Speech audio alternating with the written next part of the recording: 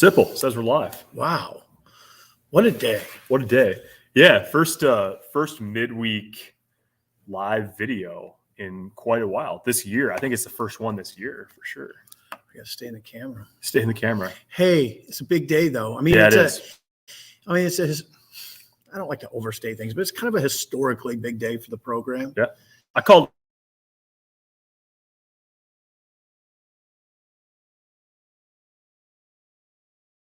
regardless of agree, disagree, whatever. I mean, huge changes today, which obviously maybe we'll just start there, recap, and then I'll get your thoughts. And then obviously we've already got a ton of people in the comments, so we'll get to those too, Sipple. Earlier today, Nebraska, Trev Alberts, Nebraska's athletic director, announced that Scott Frost is coming back for 2022 under a restructured contract. The details are that Frost is taking $1 million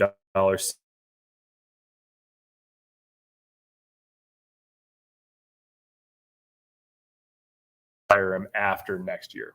It would have been 15 million, now it's 7.5. And then obviously the second part of that is that not long after that restructure and decision was announced, we learned that Scott has fired 4 assistant coaches and essentially most of his offensive staff.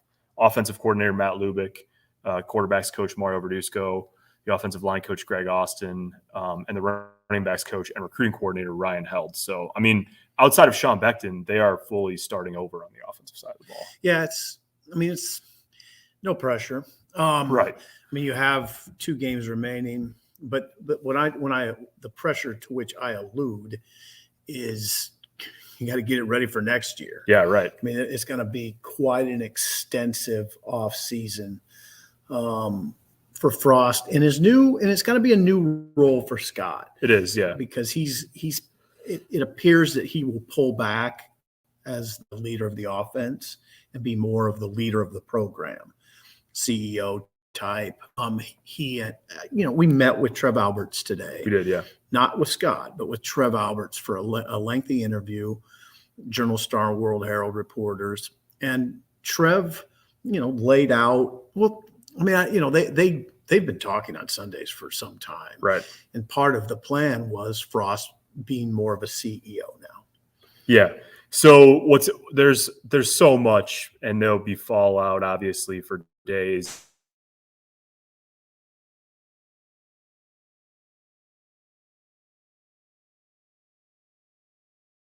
Bunch of them. I think it's going to be really interesting to see what happens in terms of the additions that Scott makes to his staff. I mean, One of the things Trev Albert said today is, college football is just a big network. And he said Scott will probably expand his network a little bit, and that's a good thing.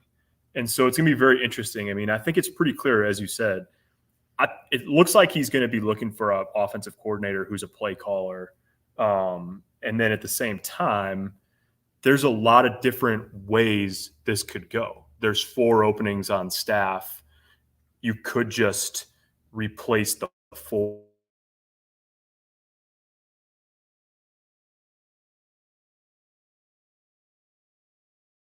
coordinator and then mix up the roles on offense. Yeah. There's a lot of different ways that could go, and obviously there's no way to tell exactly what that's going to look like until they start making hires. Mm-hmm. But man, I mean, interesting days ahead. And then not only that, but they got to try to go beat Wisconsin in 12 days in Madison. Yeah, and then of course wrap up with Iowa. Now, I mean, it's interesting. I don't know how Scott will juggle this. And I'm asking you now, would he start the hiring process while the season's 100%?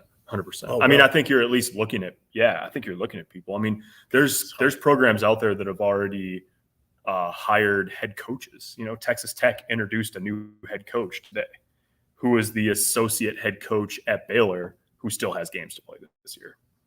And especially, Sipple, I think it's interesting. And I don't know, you could throw out any name you want, but there are coaches. I mean, let's just say it for what it is. I mean, there's a couple of coaches at LSU who have ties to Nebraska. There's coaches who were fired from the University of Florida today, assistants. Their defensive coordinator, which doesn't really apply here, and also their offensive line coach. And I'm not saying that which does apply. Keep an eye on Florida's offensive line coach. But what I am saying is there's already a number of assistants now, 4 from Nebraska out there who already know they're out of work. You're not even necessarily talking about dealing with guys that are in the midst of having jobs right now. Mm-hmm. I mean, the guys at LSU do, but they know that Orgeron's out at the end of the year. Yeah, Ed Orgeron's out. And the guys you're talking about are their offensive coordinator, Jake Peets. And I've been told that Nebraska's talked to him. Now, I don't know how far to what extent. Right. But it fits with what we're hearing. If they're going to bring Jake Peets as their offensive coordinator.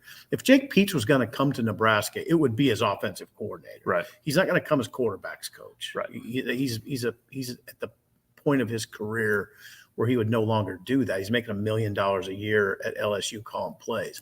And then the other guy is Mickey Joseph, who would fit here well as a receivers coach. Yeah.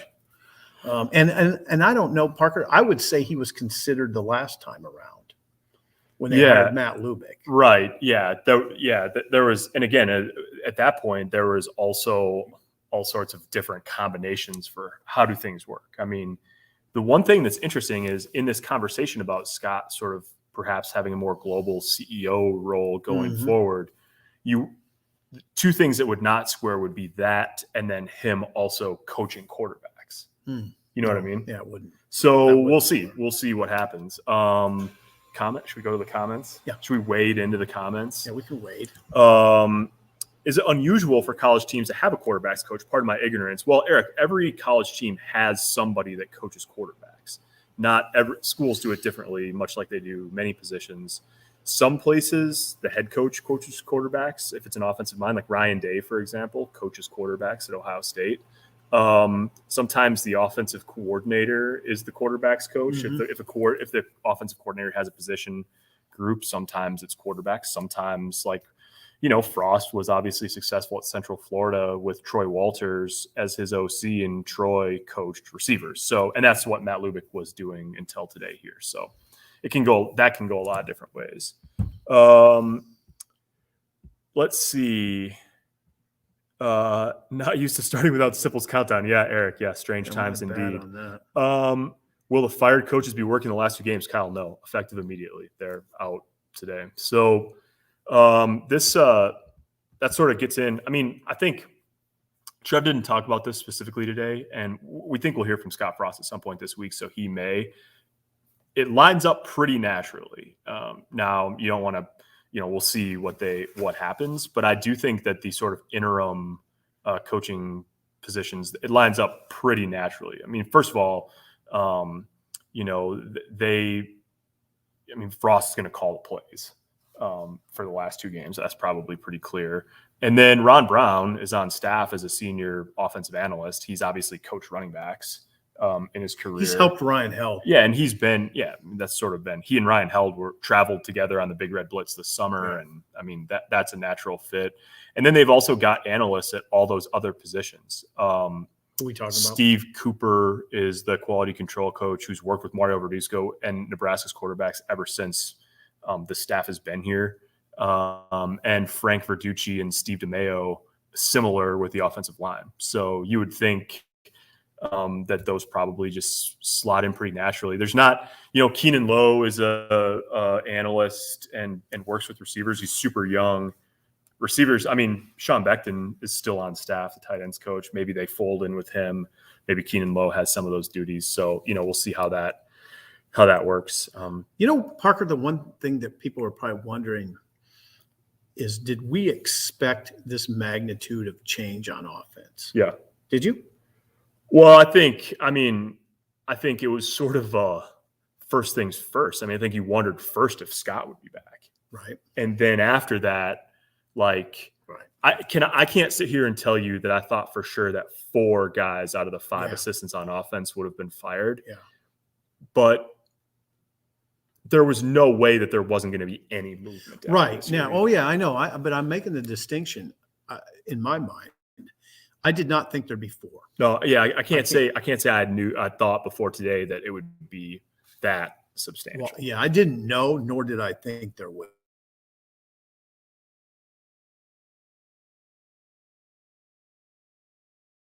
Offensive line. I thought they had to.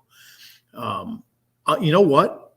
And I guess I thought Mario could be in peril, but that was it. That's what I thought. I thought Held might be, and I'm really surprised about Lubick. Yeah. Except in a revamped that situation. To me, it's as clear an indicator as anything that they're going to start essentially from scratch on offense, and that it's not necessarily going forward going to look like the Scott Frost, Chip Kelly offense. Yeah. Like that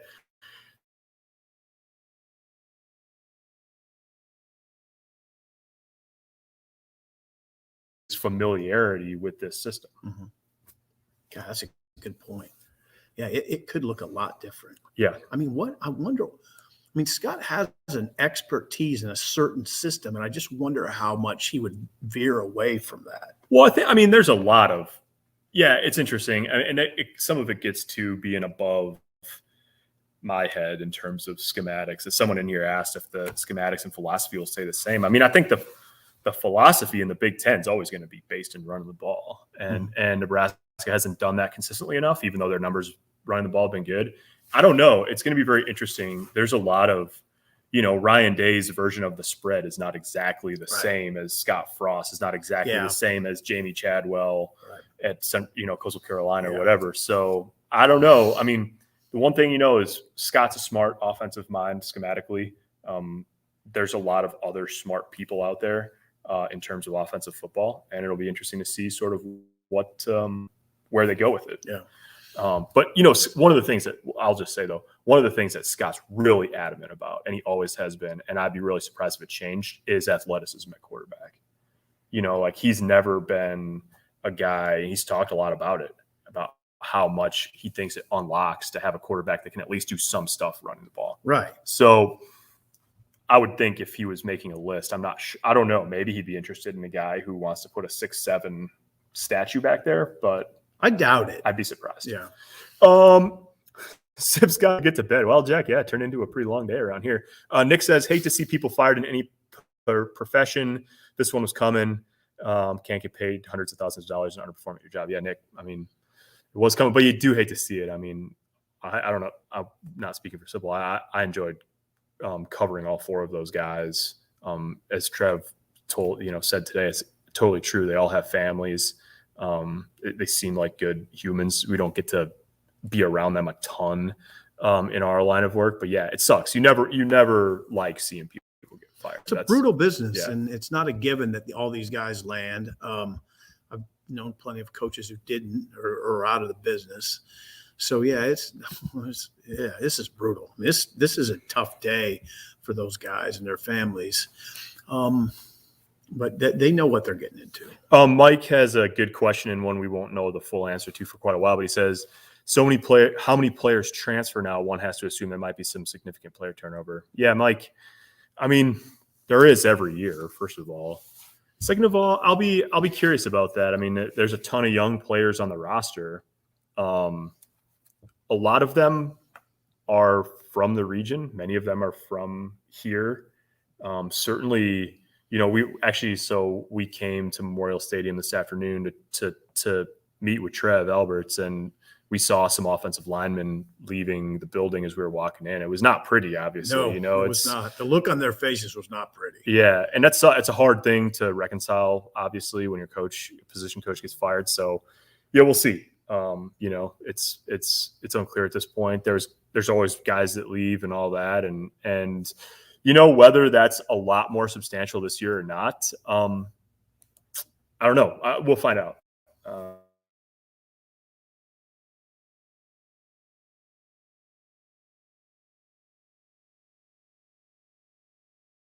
I don't know where that goes. Yeah.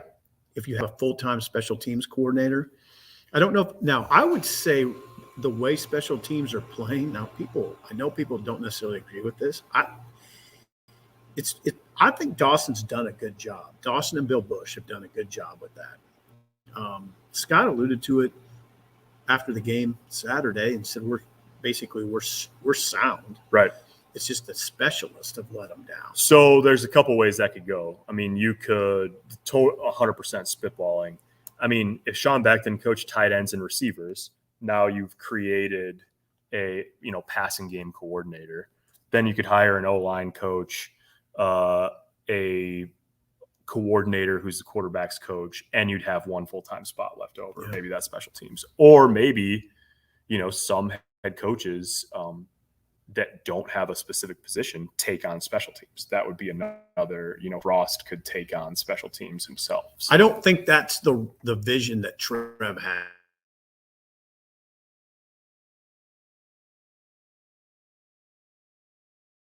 Yeah, a lot of questions about the scheme of the offense. Are we going to run a different offense going into the Wisconsin game now, Jared? I'd be surprised by that.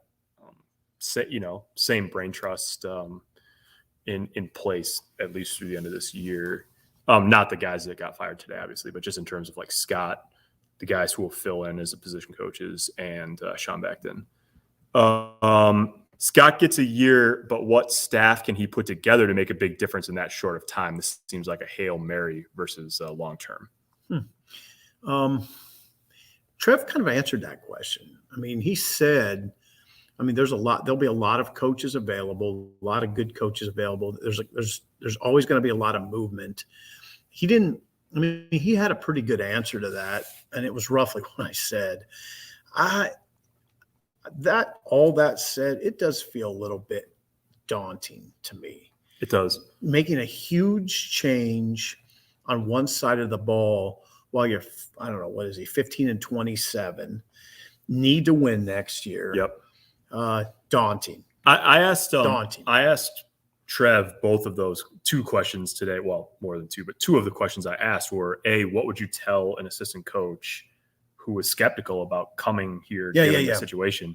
And he said, I don't think there's a coaching position out there in college football anymore where there's not risk, right? Where you're just walking into a situation that has long-term stability. And the other thing is, I asked him if these moves come with a grace period and understanding that it's going to take some time. And he said,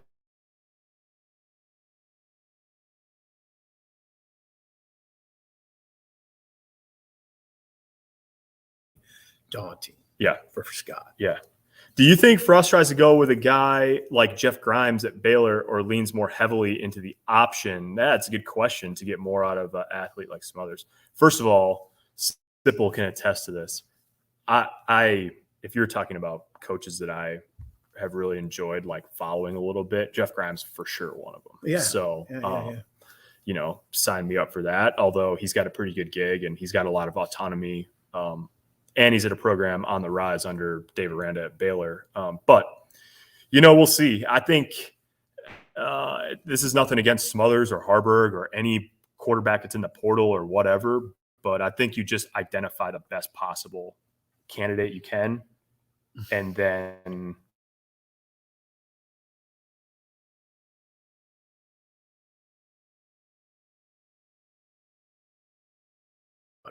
yeah.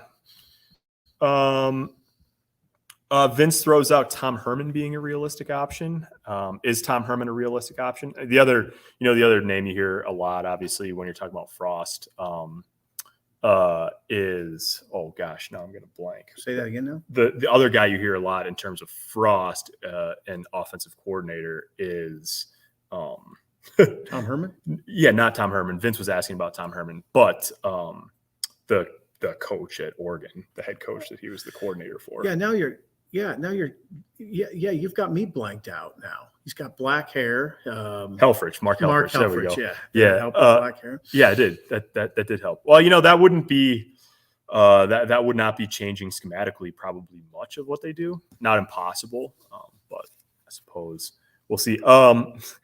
Scott asked, can we hire Frank Solich as the offensive coordinator? Don't think that's likely to happen. Probably not. How much culpability does Frost have for playing an injured quarterback? Chris asks. I don't think any.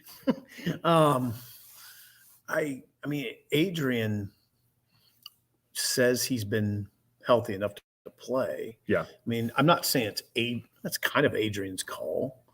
There's more people involved in that decision than Frost and Adrian. And frankly, it's not actually the decision on is Adrian cleared to play or not probably doesn't rest with Scott at all. Normally that's a doctor that says you can or you can't, and then the player makes a decision. There's a medical staff that that weighs in heavily on the decision. Brian says Amon Green for the next running back coach. That's not beyond the realm of possibility. I could see that. I mean, Amon would want to do it. Right. Michael also throws in Ron Brown, who probably will be the interim running backs coach. Yeah, I mean, Ron Brown, if he wanted to do it, he was an excellent running backs coach here. Ray has a good question, which sort of gets at all of this. Was he? Yeah. He coached here, huh? Yeah. Ray asked, does a new offensive coordinator get to pick his offensive line coach? Yeah, Ray, that's a great question. I mean, I think it probably remains to be seen. That's a but good question. if you had a veteran, if you were courting a veteran offensive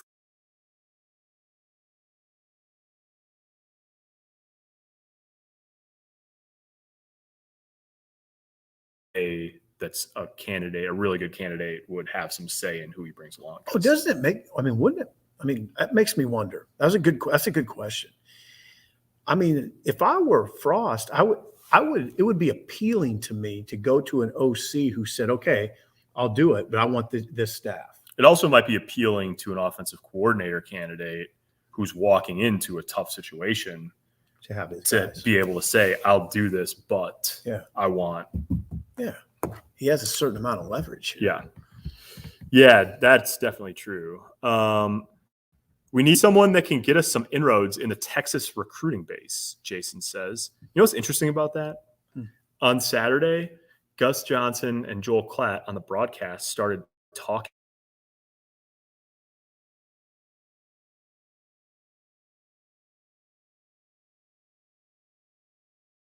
Do is get back into Texas and recruit it well. That's interesting. So, I mean, and it just goes to show, I mean, this stuff doesn't happen overnight. Like, Scott didn't wake up this morning and go, you know what I'm doing? I'm firing 4 guys. No. So, I mean, then you hear someone say something about what Frost told him in a production meeting. It just, sort of, I didn't think that was a coincidence.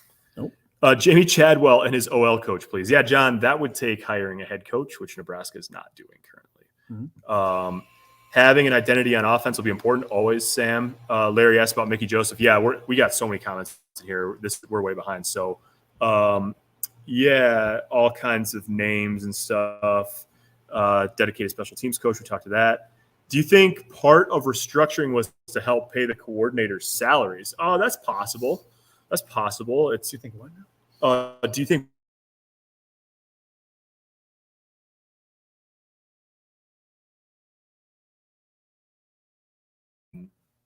the $5 million salary pool, which is in Scott's contract for assistants, is still in play? And he said it is, but that in part because of the flexibility that they've got with the restructure, they're going to sort of talk about that. So I think they've got the cash to go pay big money for coaches if they need to.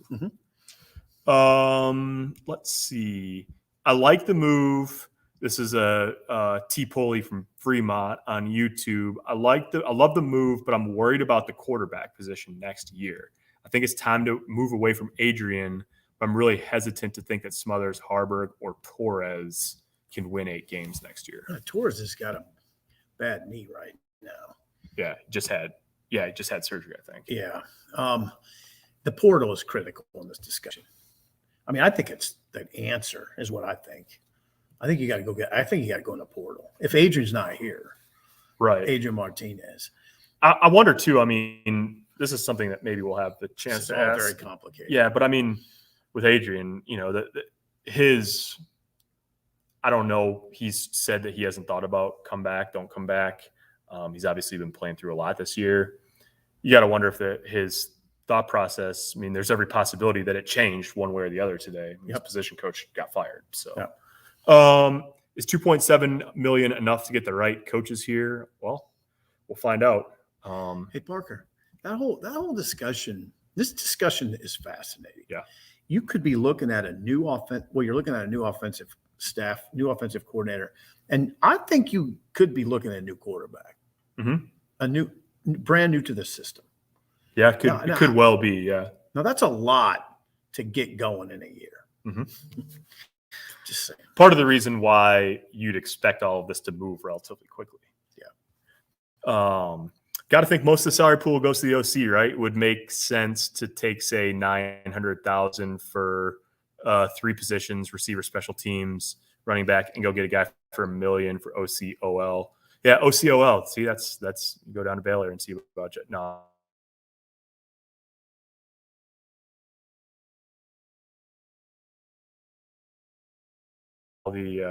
Sorry, we can't get to nearly everybody here. Yeah, it's amazing. I mean, there's 600 people. Yeah. I think we have to get younger quarterbacks in games to get some experience. Talking about like the next couple of games. Yeah, that's a good question. I mean, okay, here's the deal with that. Trev talked about it today. You're in the Big Ten. Yeah, you got to try to go win. Well, yeah, and you're not taking big leads in games, right? And hardly anybody is, not named Ohio State. I mean, who's blowing out teams? Well, Wisconsin did. Nebraska did once, but I'm talking about not regularly. Yeah. It's hard. The days of being able to throw a bunch of guys in at the end of games, I don't know if you're going to see those ever again in Nebraska. One thing, there's a lot of stuff that's sort of just like, there's a lot of, like I said, there's a lot of fallout. There's a lot of consequences and secondary consequences and all that. One thing to just keep in mind, Smothers has played in 4 games. So if he plays again this year, he loses his red shirt. Yeah. Maybe he thinks a little bit differently about that, preserving that year today than he did yesterday. Maybe we'll see. Albert's emphasized the degree of difficulty in the Big Ten as one of the reasons to move Frost into more of a CEO role. Yeah. I mean, he just says you're matching with, Trev says you're matching wits with the very best coaches in the land. Yep. And you have to be sharp in all areas. And if you're, if you're concentrated so much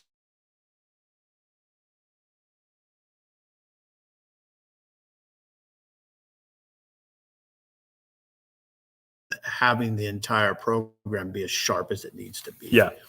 Someone asked about Dan Jackson in Northern Illinois. Yeah, Dan's an Omaha guy. I think he's on the defensive side, maybe special teams. Special teams could be. But yeah, all that. I mean, there's a ton of names out there. Obviously, there's a ton of potential candidates and all of that. Chuck says, "Hey, Parker and Sip, thanks for doing this." You're welcome, Chuck. Thanks for being here. Chuck, that's nice of you. Whose idea was it, Trev or Frost? Well, Trev sort of drew a line on that today. He and Scott have been talking about this for a while, and Trev thought it was really important. He told us today, and you can read this at journalstar.com/Huskers. He thought it was really important. He called Frost's contract status a bad business deal for the school. Frost was owed $20 million if he was fired after this year. And Trev complimented him for his willingness to take a restructured contract. I'm not sure Scott had like a lot of choice in that if he wanted to keep the job. But then Trev said also 100% Frost decision on the assistant coaches that got fired. Yeah, we've been a little iffy with the video. I was just blacked out a couple times. Hopefully it looks good on the replay too. Let's see. William rattled off like a bunch of guys that have coached here before.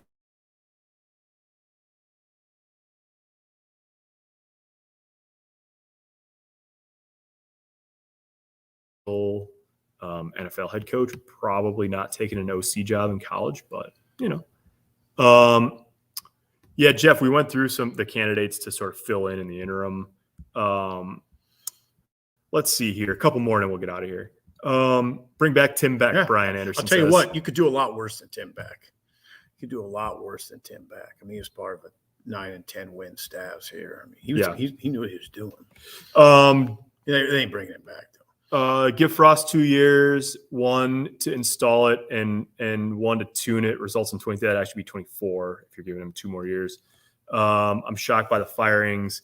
I think Frost has been toying with ideas of more power run, but does he have the players to make that happen? Yeah, it's a good question. I mean, one of the things, simple as we've sort of batted this around over the past couple of weeks, one of the things that you've said about the running back position is that they're all young. Mm-hmm. Same is mostly true of the offensive line. Mm-hmm. Not quite to the extent, but I mean, they're playing 2 tackles that are technically freshmen, a sophomore at guard and at center, actually. So yeah, I mean, there's a lot of material raw material to work with on the roster. That's my view of it. I do. I mean, I'll tell you one thing. You look on the defense, there's a lot to work with on that side of the ball. Yeah. Not saying there's not on offense. I think the defense holds more promise, but the offense has a lot of young players.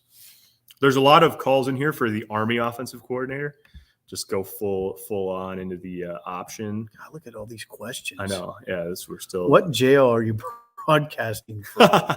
The Gulag. God, it does look like. Yeah, it's a little. Well, it's just dark. Yeah. Let's see. Dominic Raiola, line coach, Jeff Williams says. Oh, that'd be good. Now, here's the thing. While you're scrolling through this, you know what, Parker? This is important. This has happened before, a revamped staff, and it worked. Yeah. When Frank made the moves, Frank Solich he revamped his staff largely in 2002. Brought in 5 new assistants, 6 new assistants, off of a 9-3 roster, and then went 10-3 the next year with those guys. Now they all got cleaned out afterward. Can you imagine? Just try to imagine that now, 10-3. Yeah, but it worked. I mean, They made it work. Yeah. So it can happen. I'll have to revisit that. Maybe that's the column for Wednesday. Chuck's got good perspective on this. He said Scott just gave up about $10 million today to keep his job. Yeah, he did. He did. Buyout would have been 20.4 if they fired him on Saturday after the Iowa game. And now if he gets fired after next year, he's going to make $4 million. And then, 7.5. His buyout after the 22 season dropped $7.5 million with the restructured contract. So he did. He gave up a lot to keep his job. Adam Carroll. I've seen Searles, Carricker, Damon Benning. Sipple, you want to coach receivers? Nope. All right. I like my job security. You're in the most stable business of all, newspapers. Well, it's 31 years. That's pretty true. It's true. Yeah.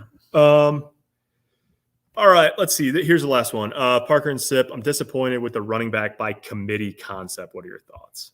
Well, Frost would prefer. Here's my thought. Frost said it more than once in August and in July that he would prefer to have a bell cow back. Yeah. When it became pretty clear that they didn't have that, then he softened that. But yeah, he would like to have that. And I think everybody would. Yep. If you have Adrian Peterson, that's great. Now it doesn't always work out that way. It's working pretty well at Wisconsin with 2 right now. Is it Braylon Allen? Yeah. And Ches Malusi. Yeah. Those guys are pretty good 1-2. I think that if it'd be great to have Amir Abdullah here and him carry the load, but it doesn't always work that way. Bradley says USC special teams coach. Well, that staff is on the way out, and I believe USC special teams coordinator is Sean Snyder. Oh, yeah. So, yeah, there's a lot of candidates out there, that's for sure.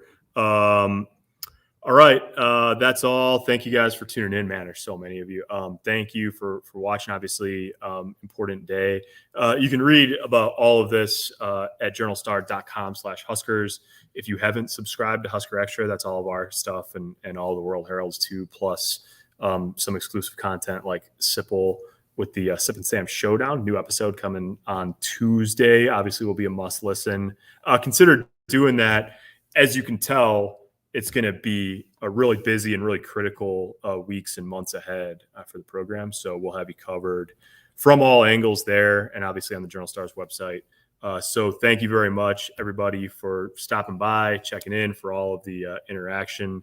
And we will talk to you soon. We'll probably hear from Scott Frost later this week. We're not quite sure when that's going to happen, but keep it tuned to journalstar.com/Huskers for all the latest. And thanks for watching.